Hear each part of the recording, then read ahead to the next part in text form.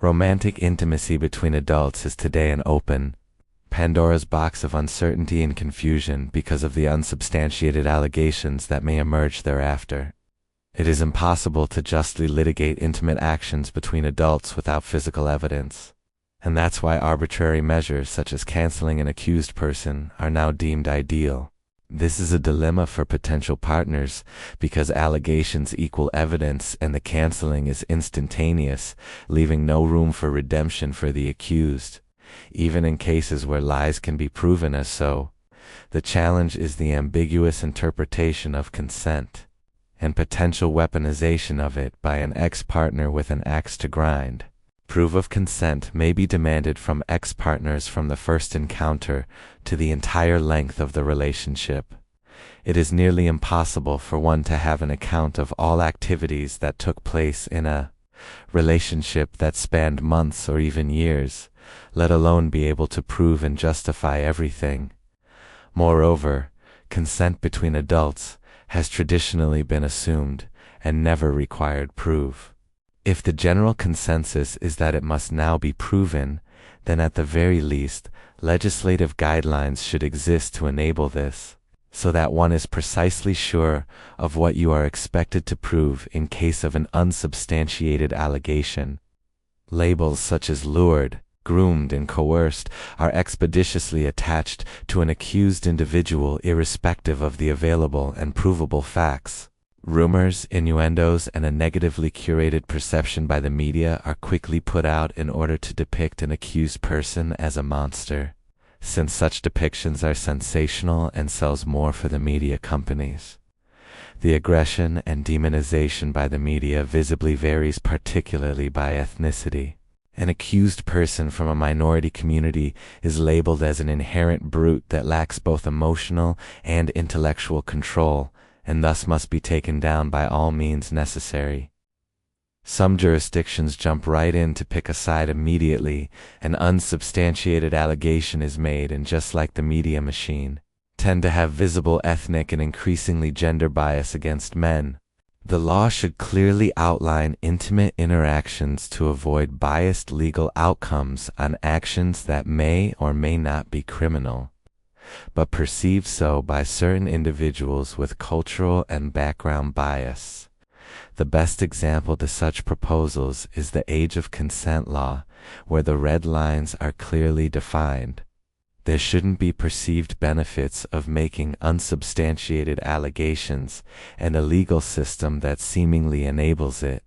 True allegations should not come with price tags. The best way to empower supposed victims is to craft legislative proposals based on the evidence gathered from their experiences, so as to seal the loopholes exploited by the accused. Unfortunately, there is little or no appetite for such proposals due to expected loss of narrative control by radical interest groups, cancel culture advocates, and mainstream media machine losing the ability to milk an allegation without any substantial evidence. Entire documentaries are now dedicated to personality takedowns after the fact of the alleged misdeeds, but none to preventing the same happening to other people in the future. Some opportunistic journalists can now play hero and savior to the supposed victims, since a sensational story matters more to their employers than the truth. Nowadays, one needs no enforcer for hire to settle a score, only a willing accuser and a savior journalist.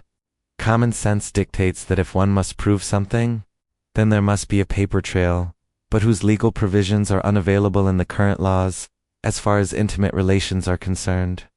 So how then does one monitor their intimate activities so that they are in a position to defend their innocence, or the accuser is able to substantiate an illegality beyond reasonable doubt?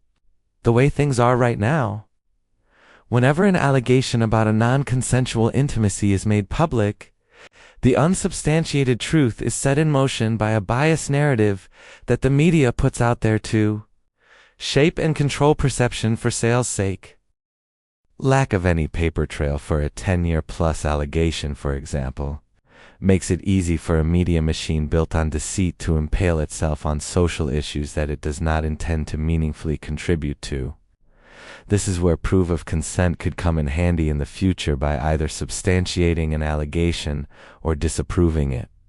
Proof of consent must include legal consequences and a paper trail because the whole point is to discourage mob lynching by opportunistic cancel culture mobs and jealous or vengeful documentary makers.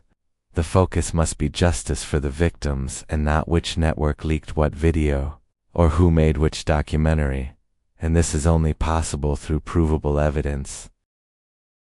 Police and body cams prove that monitoring activities where people's lives are at stake is possible, and the same concept can be applied elsewhere with slight adjustments, such as monitoring a space and not an individual. Lack of monitoring is simply gambling with one's life and freedom. In the future, there should be safe, appropriately monitored spaces where people can be intimate with each other. This suggestion might seem far-fetched, even laughable, but if accusers continue to seemingly benefit unfairly from allegations that they cannot prove with evidence but hearsay, this will eventually become a reality. Granted, prisons, even with all their ills, are safe, well-monitored spaces. Nothing happens in there that cannot be proven by evidence from the authorities if required by law.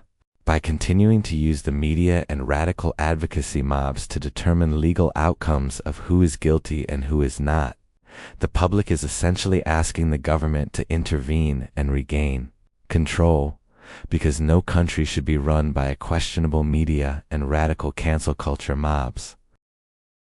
No one deserves to be rotting in prison for life based on a decision that was largely determined by a deceitful media and radical mobs, with the Southern District of wherever just coming in to rubber stamp the entire sham process. Legal outcomes that are borderline lynching are the acceptable norm, and one does not need to bribe the judge or the jury for this, but one only needs to implicitly intimidate them through accusatory media statements of perceived unfairness dressed as advocacy for the victims. Unless there is fairness when it comes to consent and intimacy allegations, legalized bedroom monitoring and policing should begin in earnest. Before one questions the point of such a suggestion, they ought to see themselves as a potential target for cancel culture mobs and ask themselves, would it be better if we were all monitored and judged fairly based on the evidence collected? Or is it okay now for some people to be randomly and unfairly targeted by an unreliable media machine and a bunch of radical, vengeful mob of haters?